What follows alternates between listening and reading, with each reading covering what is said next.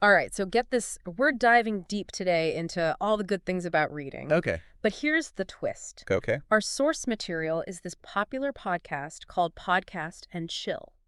Interesting. I wouldn't have thought of that as a source I for... know, right? Not really where you'd think Yeah. to find like deep thoughts on books, Right. but they had some really interesting points. I'm intrigued. You ready to like unpack all of it? Absolutely.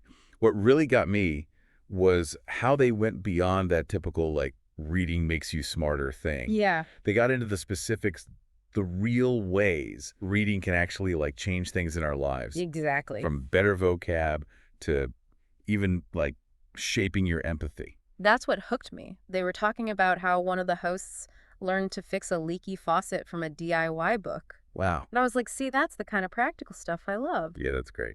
But they also got into some deeper stuff too. Oh, yeah, for sure. They talked about how reading history, it's not just memorizing dates. Right. It's about getting the why of things. Yeah. Like understanding how those events connect to what's going on in the world right now. They even said something like, history isn't just facts.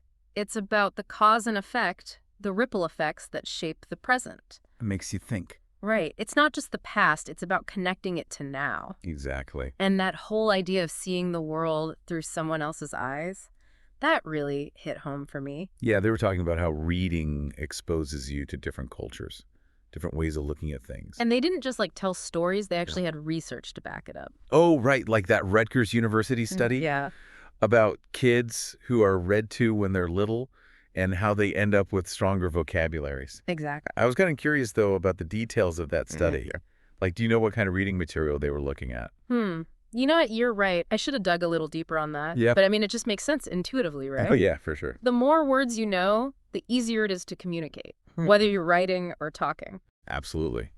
And it goes beyond just everyday talking, too. Yeah. They said a good vocabulary is super important for making strong arguments, Oh, yeah. grasping those really complicated ideas, even for feeling confident in social situations. It's like having a whole toolkit full of options. Exactly. And since we're talking about expanding horizons, they touched on reading in other languages. Yeah.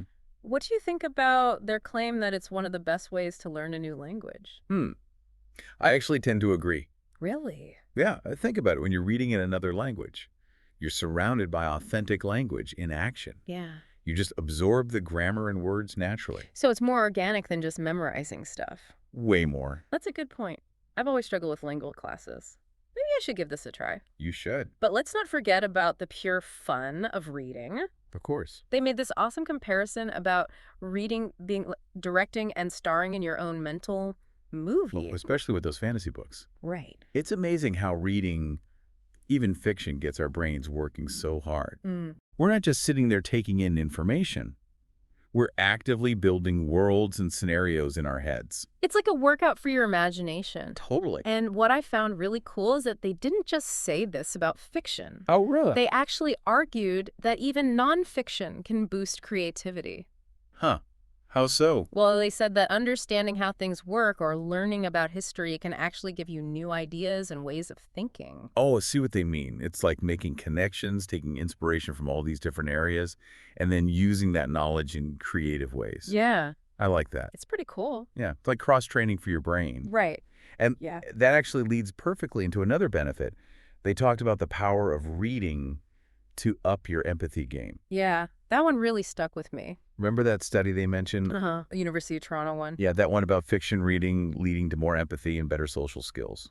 It's so cool to think that just by reading about made-up characters and what they go through, we can train ourselves to be more understanding and compassionate in our real lives. Makes you wonder if it's because we get so attached to these characters, they're like friends to us. Right. And we start seeing the world through their eyes, even if their lives are totally different from ours. It's like walking a mile in someone else's shoes, even if those shoes are totally made up. Yeah. You start to get why they do, what they struggle with, and what makes them happy. And those podcast and chill hosts, they shared some of their own stories about how reading has actually affected their own empathy, Oh, yeah, I remember that. saying that it's helped them connect with people on a deeper level, have more meaningful conversations. Yeah, it was like reading gave them this superpower to see outside their own little bubble and really get where other people were coming from. Which, let's be real, is a pretty important skill in today's world. It's easy to get stuck in our own heads and forget that everyone's got their own unique experiences and views. Totally. Okay, so ready to switch gears a little. Sure. They also talked about something a bit more practical, the benefits of reading for stress reduction and just overall mental well-being. Uh-huh. It almost sounds too good to be true that just reading can actually make us feel better. Right. It might sound that way, but there's actual science to back it up. Oh, really? Yeah. They brought up that 2009 study from the University of Sussex, the one that found reading can lower your heart rate and ease muscle tension. Oh, yeah. I remember thinking, wow, so it's not just about escaping into a good book for a while. It's actually changing things in our bodies. Exactly. Yeah. And then they went on to talk about how different kinds of reading can actually have different benefits for your mind. Like what? Well, they said mysteries, for instance, can be really great for sharpening your focus and concentration. Because you're like working with a detective to try and solve the puzzle? Exactly. It's like a workout for your brain while you're also chilling out and escaping into the story. That's awesome. Yeah. And I really liked how they pointed out that reading is this amazing antidote to all the distractions in our lives. All those notifications and emails and social media updates. It's exhausting. Totally. Reading, on the other hand, makes you focus and concentrate. You have to slow down, unplug from the digital world, and really get into the material. It's like a reset button for your mind. Makes you think, though. Are we losing that ability to focus with all the distractions we have all the time? It's a good question, for sure. But luckily, reading can help us strengthen that focus muscle.